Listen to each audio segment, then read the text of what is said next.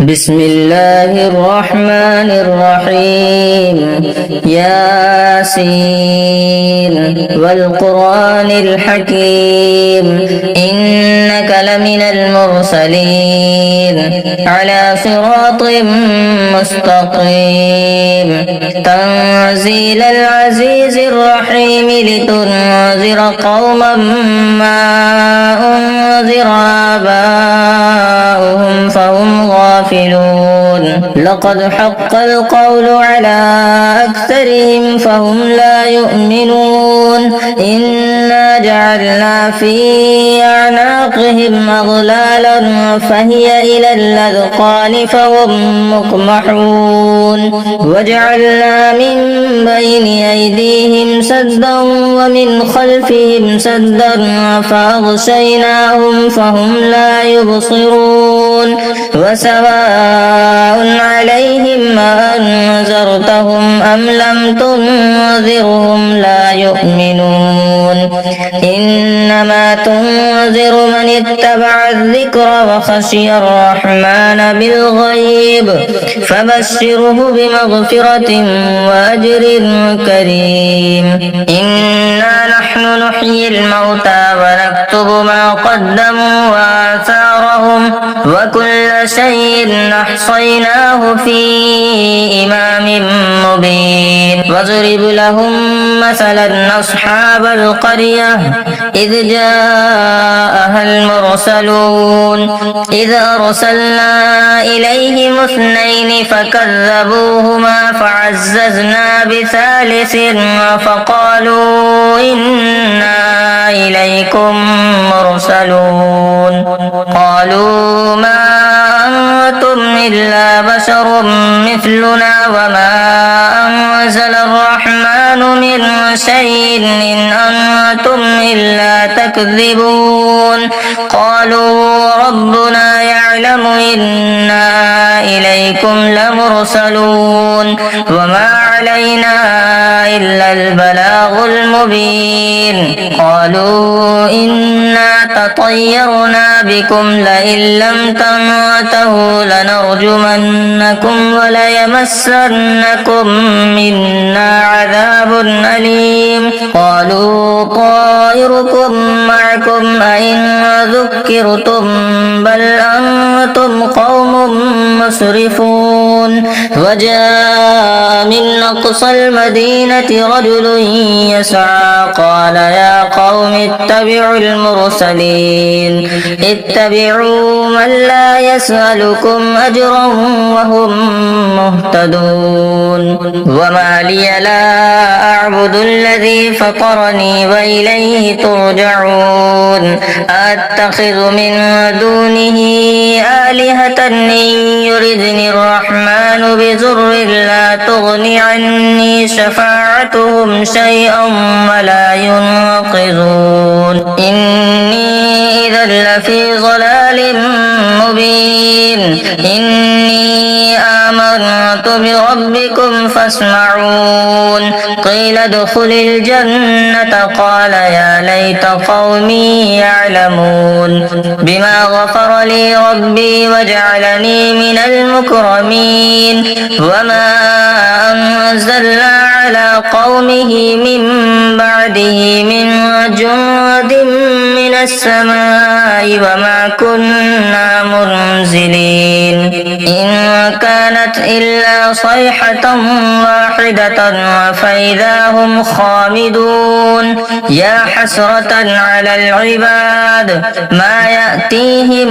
من رسول إلا كانوا به يستهزئون ألم يروا كم أهلكنا قبلهم من القرون أنهم إليهم لا يرجعون وإن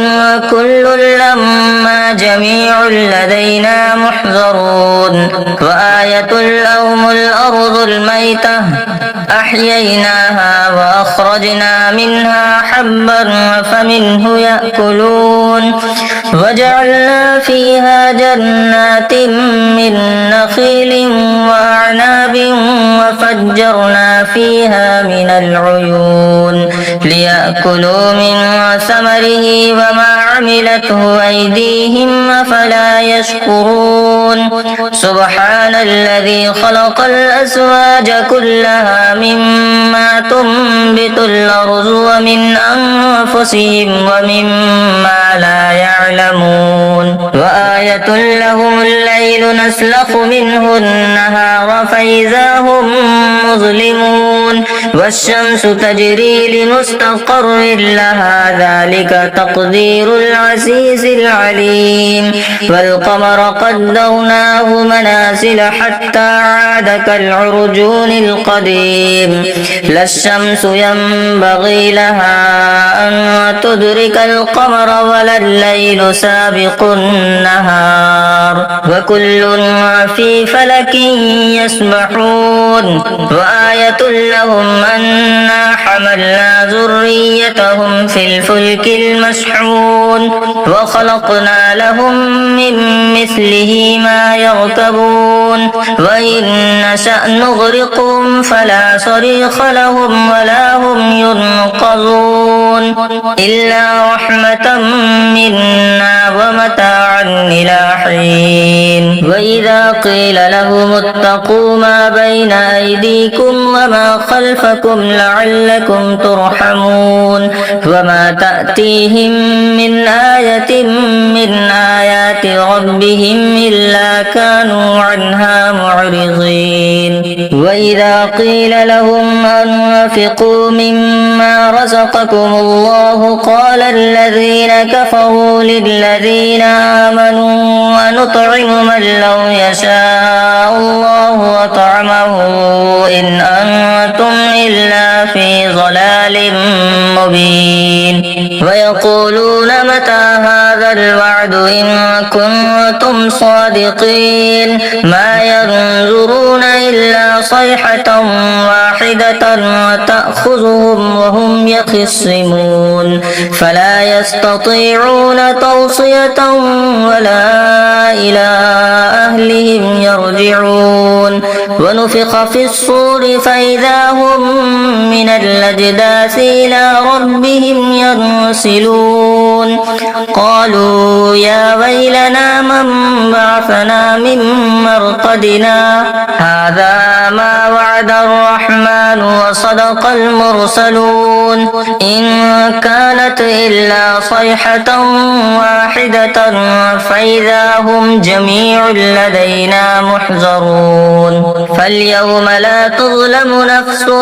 شيئا ولا تجزون إلا ما كنتم تعملون إن أصحاب الجنة اليوم في شغل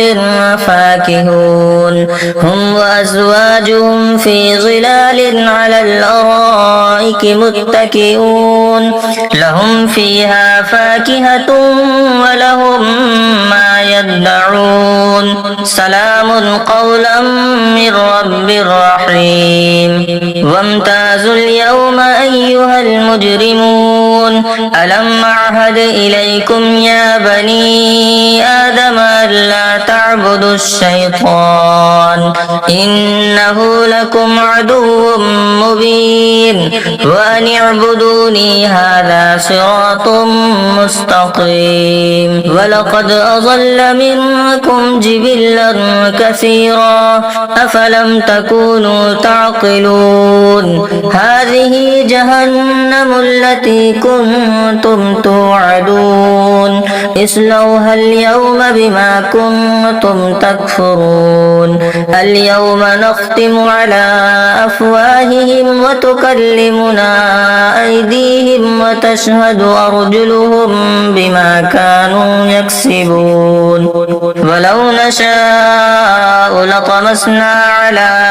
أعينهم فاستبقوا الصراط فأنى يبصرون ولو نشاء لمسخناهم على مكانتهم فما استطاعوا مضيا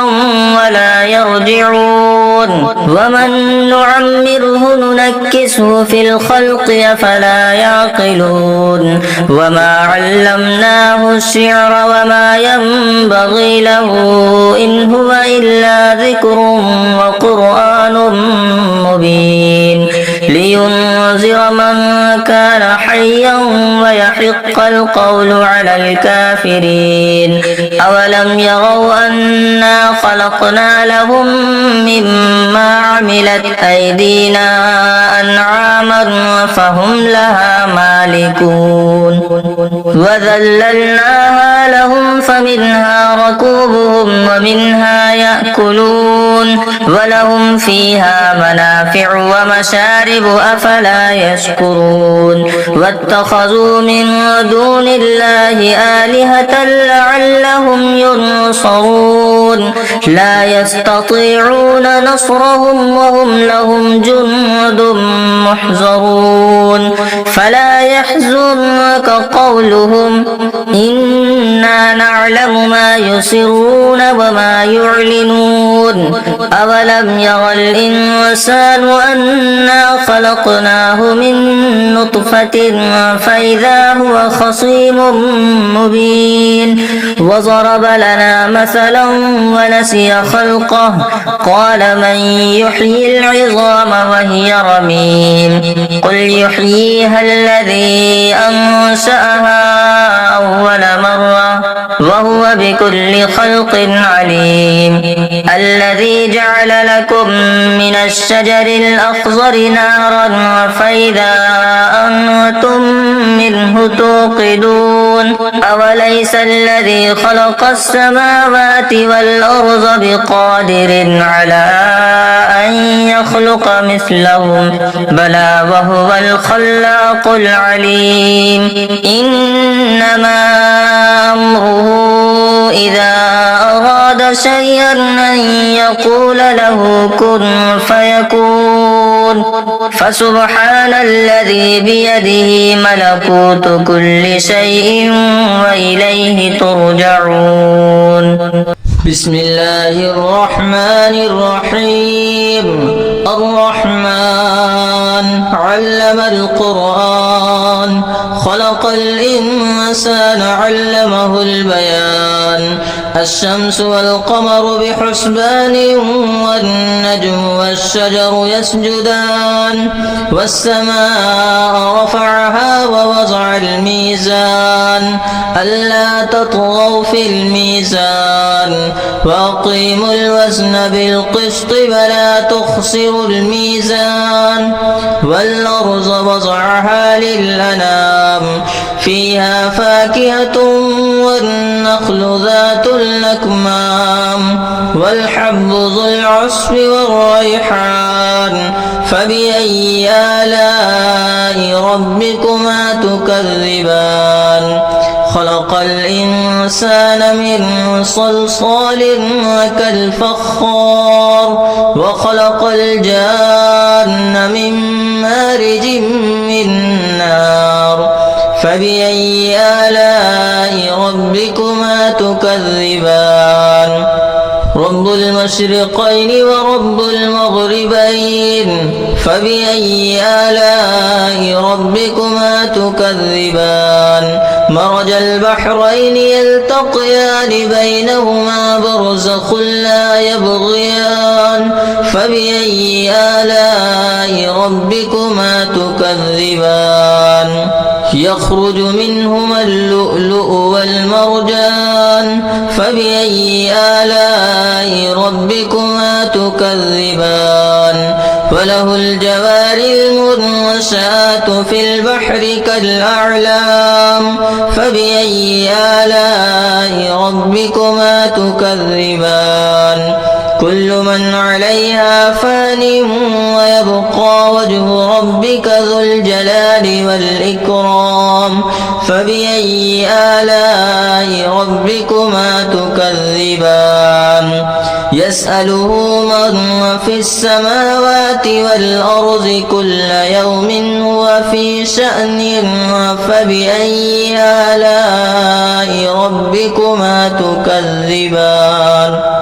سنفرغ لكم أيها الثقلان فبأي آلاء ربكما تكذبان يا معشر الجن والإنس إن استطعتم أن تنفذوا من أقطار السماوات والأرض فانفذوا لا تنفذون إلا بسلطان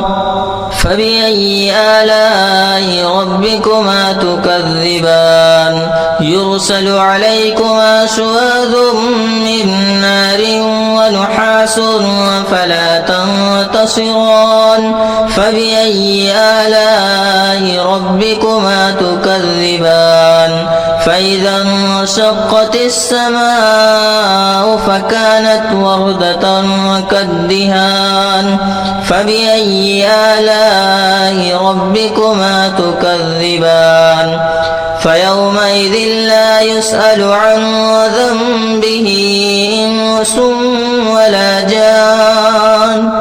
فبأي آلاء ربكما تكذبان يعرف المجرمون بسيماهم فيؤخذ بالنواصي والأقدام فبأي آلاء ربكما تكذبان هذه جهنم التي يكذب بها المجرمون يطوفون بينها وبين حميم آن فبأي آلاء ربكما تكذبان ولمن خاف مقام ربه جنتان فبأي آلاء ربكما تكذبان ذواتا أفنان فبأي آلاء ربكما تكذبان فيهما عينان تجريان فبأي آلاء ربكما تكذبان فيهما من كل فاكهة وزوجان فبأي آلاء ربكما تكذبان متكئين على فرش بطائنها من استبرق وجنى الجنتين دان فبأي آلاء ربكما تكذبان فيهن قاصرات الطرف لم يطمثهن إنس قبلهم ولا جان فبأي آلاء ربكما تكذبان كأنهن الياقوت والمرجان فبأي آلاء ربكما تكذبان هل جزاء الإحسان إلا الإحسان فبأي آلاء ربكما تكذبان ومن دونهما جنتان فبأي آلاء ربكما تكذبان مدهامتان فبأي آلاء ربكما تكذبان فيهما عينان نضاختان فبأي آلاء ربكما تكذبان فيهما فاكهة ونخل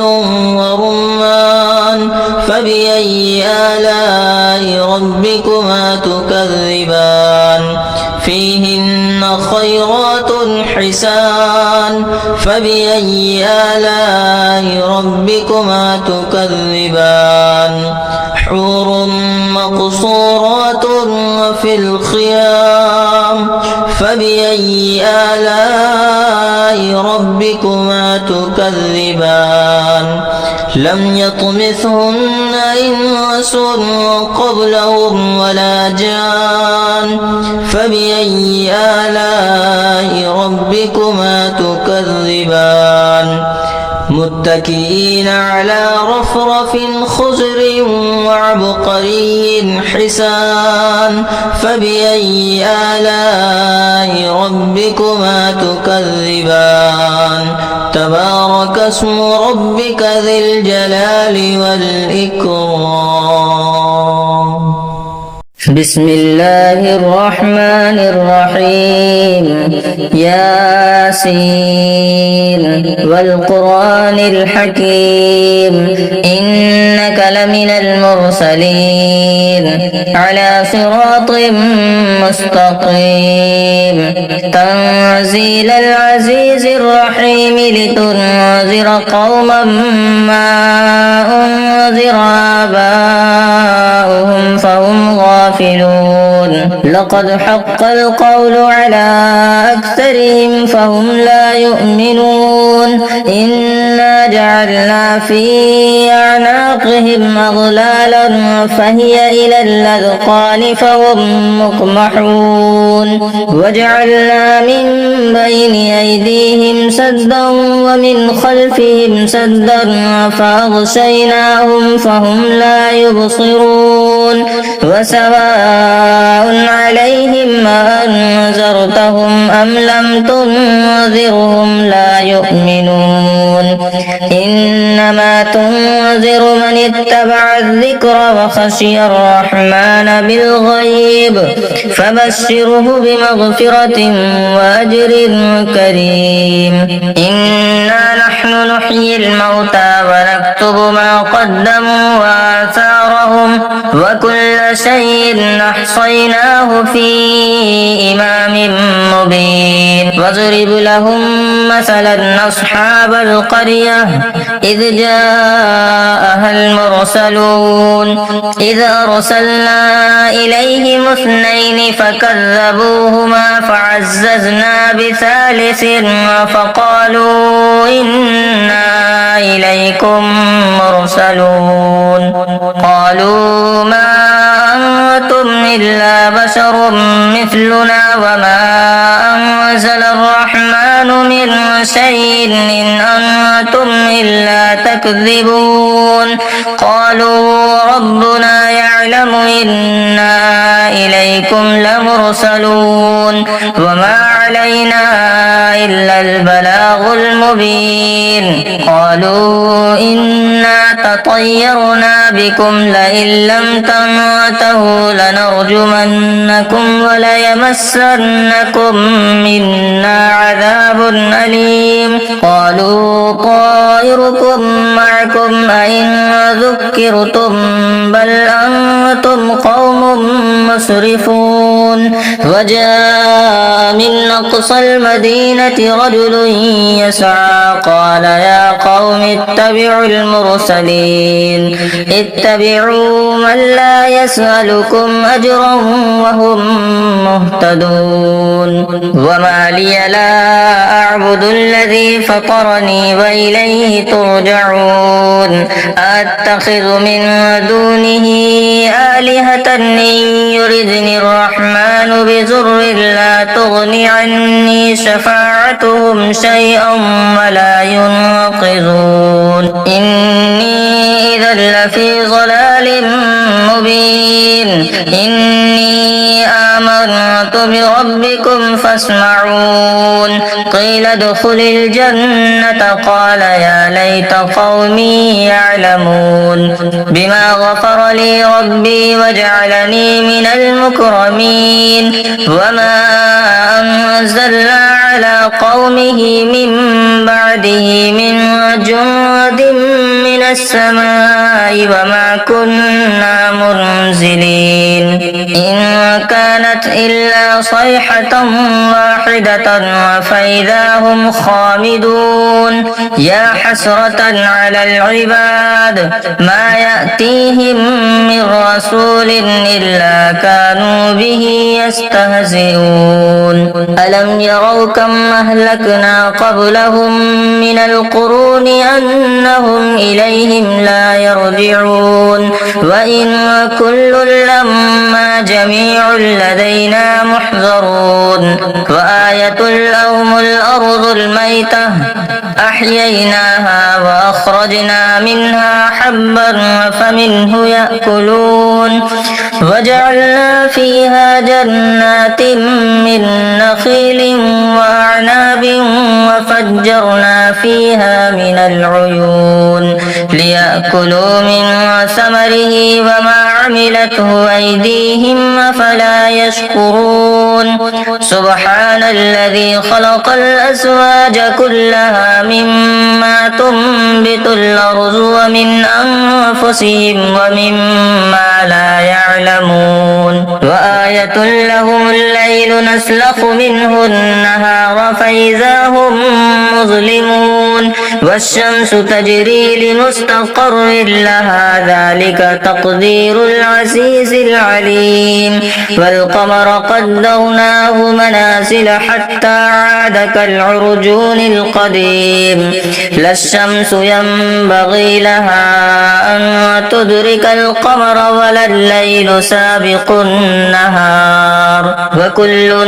في فلك يسبحون وآية لهم أنا حملنا ذريتهم في الفلك المشحون وخلقنا لهم من مثله ما يركبون وإن نشأ نغرقهم فلا صريخ لهم ولا هم ينقذون إلا رحمة منا ومتاعا إلى حين وإذا قيل لهم اتقوا ما بين أيديكم وما خلفكم لعلكم ترحمون وما تأتيهم من آية من آيات ربهم إلا كانوا عنها معرضين وإذا قيل لهم أنفقوا مما رزقكم الله قال الذين كفروا للذين آمنوا ونطعم من لو يشاء الله أطعمه إن أنتم إلا في ضلال مبين ويقولون متى هذا الوعد إن كنتم صادقين ما ينظرون إلا صيحة واحدة وتأخذهم وهم يخصمون فلا يستطيعون توصية ولا إلى أهلهم يرجعون ونفخ في الصور فإذا هم من الأجداث إلى ربهم ينسلون قالوا يا ويلنا من بعثنا من مرقدنا هذا ما وعد الرحمن وصدق المرسلون إن كانت إلا صيحة واحدة فإذا هم جميع لدينا محضرون فاليوم لا تظلم نفس شيئا ولا تجزون إلا ما كنتم تعملون إن أصحاب الجنة اليوم في شغل فاكهون هم وأزواجهم في ظلال على الأرائك متكئون لهم فيها فاكهة ولهم ما يدعون سلام قولا من رب رحيم وامتازوا اليوم أيها المجرمون ألم أعهد إليكم يا بني آدم ألا تعبدوا الشيطان إنه لكم عدو مبين وأن اعبدوني هذا صراط مستقيم ولقد أضل منكم جبلا كثيرا أفلم تكونوا تعقلون هذه جهنم التي كنتم توعدون اصلوها اليوم بما كنتم تكفرون اليوم نختم على أفواههم وتكلمنا أيديهم وتشهد أرجلهم بما كانوا يكسبون ولو نشاء لطمسنا على أعينهم فاستبقوا الصراط فأنى يبصرون ولو نشاء لمسخناهم على مكانتهم فما استطاعوا مضيا ولا يرجعون ومن نعمره ننكسه في الخلق أفلا يعقلون وما علمناه الشعر وما ينبغي له إن هو إلا ذكر وقرآن مبين لينذر من كان حيا ويحق القول على الكافرين أولم يروا أنا خلقنا لهم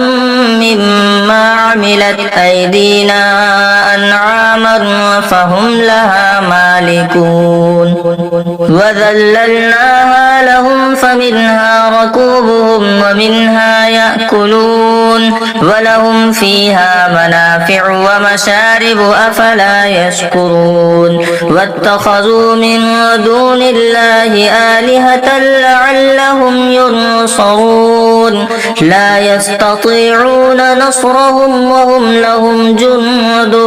محضرون فلا يحزنك قولهم إنا نعلم ما يسرون وما يعلنون أولم يرى الإنسان أنا خلقناه من نطفة فإذا هو خصيم مبين وضرب لنا مثلا ونسي خلقه قال من يحيي العظام وهي رميم قل يحييها الذي أنشأها أول مرة وهو بكل خلق عليم الذي جعل لكم من الشجر الأخضر نارا فإذا أنتم منه توقدون أوليس الذي خلق السماوات والأرض بقادر على أن يخلق مثلهم بلى وهو الخلاق العليم إنما أمره إذا أراد شيئا أن يقول له كن فيكون فسبحان الذي بيده ملكوت كل شيء وإليه ترجعون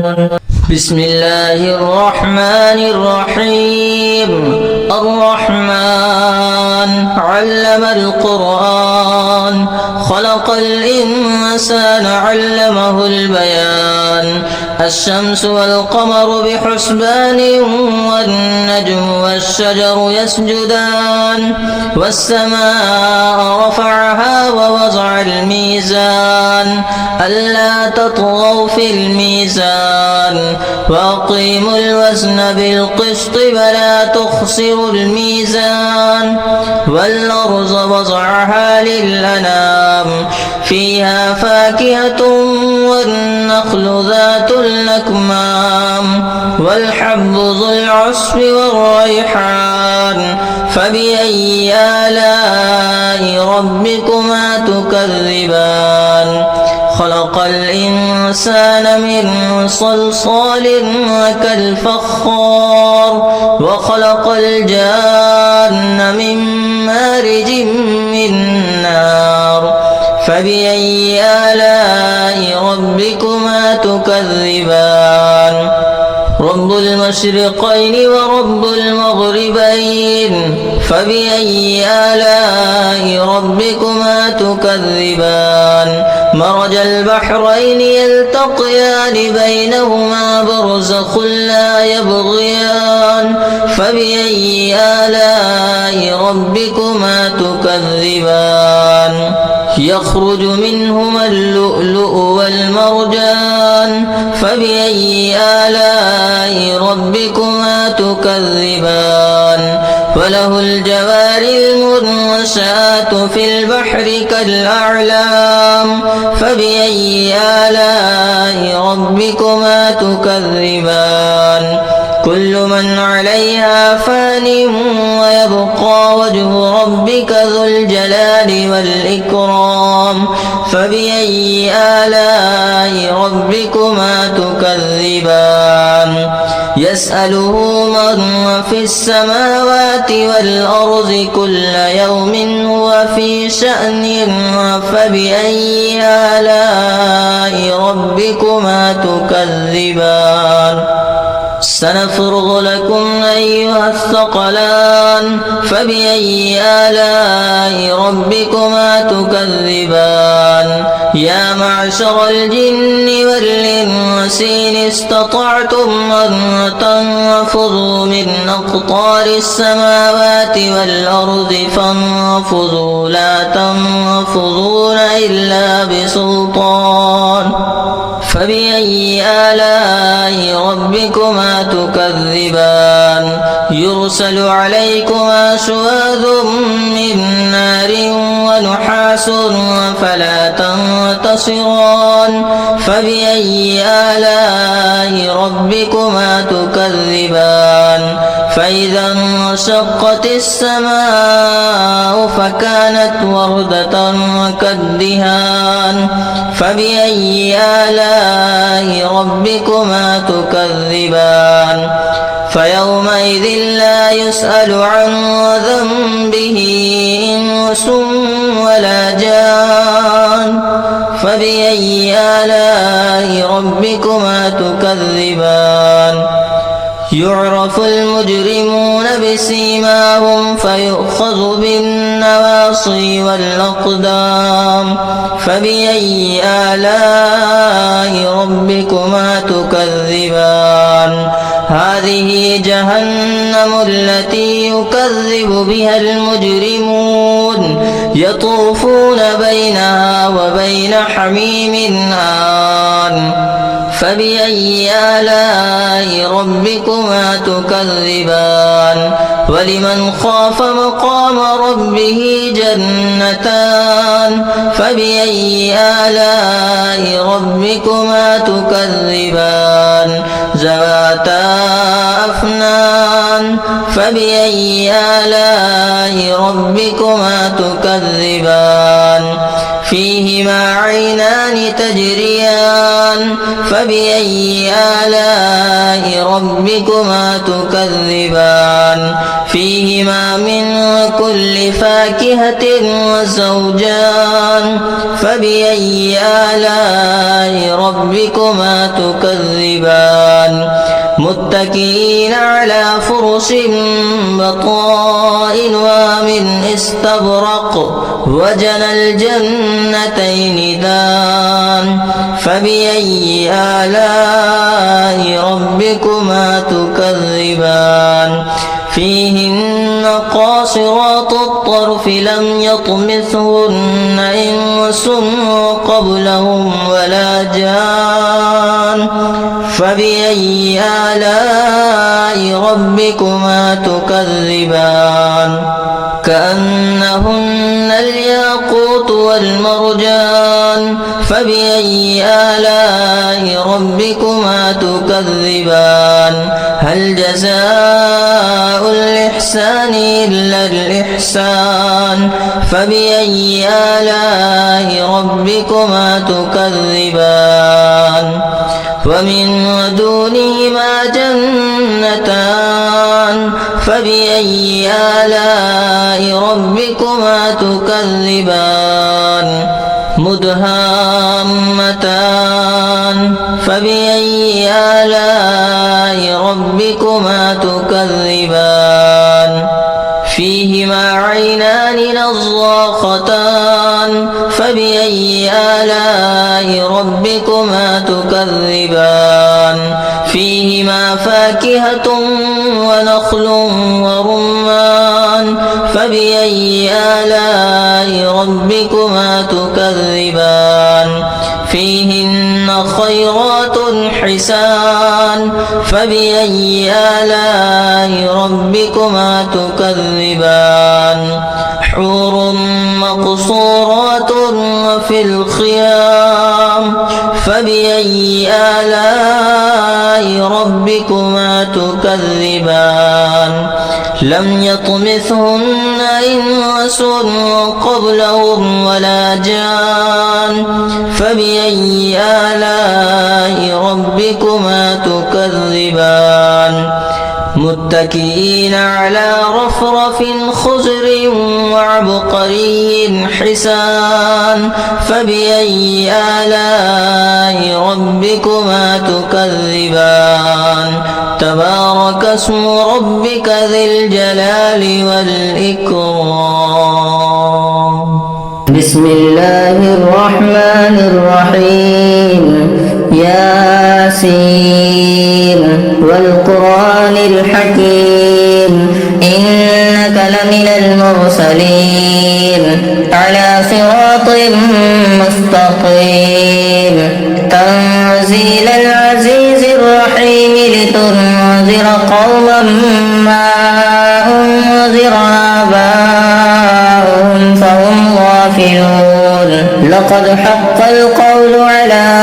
أكثرهم فهم لا يؤمنون إنا جعلنا في أعناقهم أغلالا فهي إلى الأذقان فهم مقمحون وجعلنا من بين أيديهم سدا ومن خلفهم سدا فأغشيناهم فهم لا يبصرون وسواء عليهم أأنذرتهم أم لم تنذرهم لا يؤمنون إنما تنذر من اتبع الذكر وخشي الرحمن بالغيب فبشره بمغفرة وأجر كريم إنا نحن نحيي الموتى ونكتب ما قدموا وآثارهم وكل شيء أحصيناه في إمام مبين واضرب لهم مثلا أصحاب القرية إذ جاءها المرسلون إذ أرسلنا إليهم اثنين فكذبوهما فعززنا بثالث فقالوا إنا إليكم مرسلون قالوا ما أنتم إلا بشر مثلنا وما أنزل الرحمن من شيء إن أنتم إلا تكذبون قالوا ربنا يعلم إنا إليكم لمرسلون وما علينا إلا البلاغ المبين قالوا إنا تطيرنا بكم لئن لم تنتهوا لنرجمنكم وليمسنكم منا عذاب أليم قالوا طائركم معكم أئن ذكرتم بل أنتم قوم مسرفون وجاء من أقصى المدينة رجل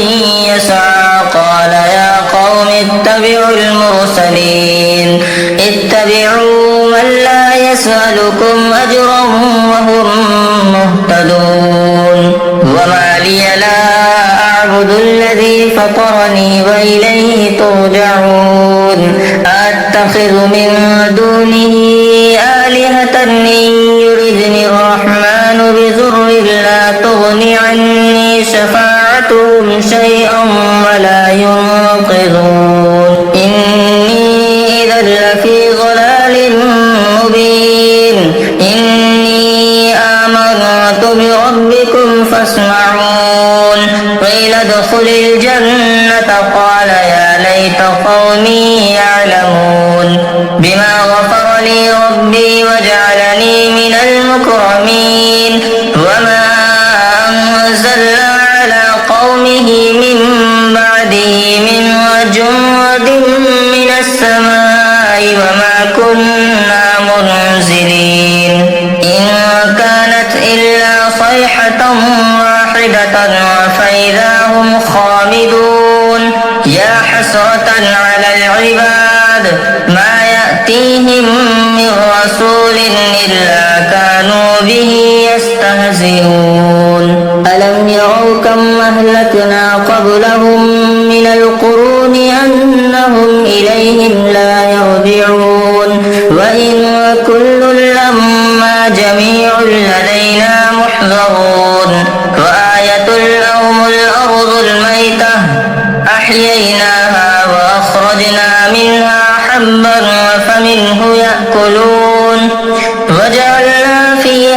جنات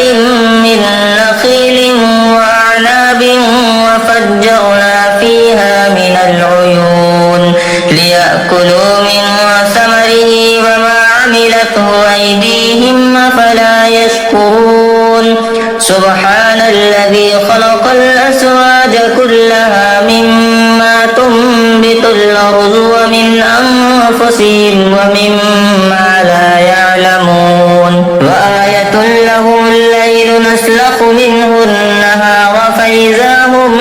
مظلمون والشمس تجري لمستقر لها ذلك تقدير العزيز العليم والقمر قدرناه منازل حتى عاد كالعرجون القديم لا الشمس ينبغي لها أن تدرك القمر ولا الليل سابق النهار وكل في فلك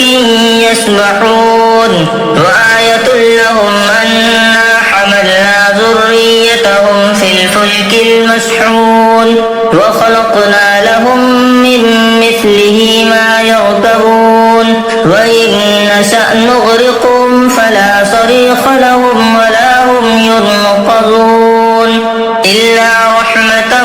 منا ومتاعا إلى حين وإذا قيل لهم اتقوا ما بين أيديكم وما خلفكم لعلكم ترحمون وما تأتيهم من آية من آيات ربهم إلا كانوا عنها معرضين وإذا قيل لهم أنفقوا مما رزقكم الله قال الذين كفروا للذين آمنوا أنطعم من لو يشاء الله وطعمه إن أنتم إلا في ضلال مبين ويقولون متى هذا الوعد إن كنتم صادقين ما ينظرون إلا صيحة واحدة وتأخذهم وهم يخصمون فلا يستطيعون توصية ولا إلى أهلهم يرجعون ونفخ في الصور فإذا هم من الأجداث إلى ربهم ينسلون قالوا يا ويلنا من بعثنا من مرقدنا هذا ما وعد الرحمن وصدق المرسلون إن كانت إلا صيحة واحدة فإذا هم جميع لدينا محضرون فاليوم لا تظلم نفس شيئا ولا تجزون إلا ما كنتم تعملون إن أصحاب الجنة اليوم في شغل فاكهون هم وأزواجهم في ظلال على الأرائك متكئون لهم فيها فاكهة ولهم ما يدعون سلام قولا من رب رحيم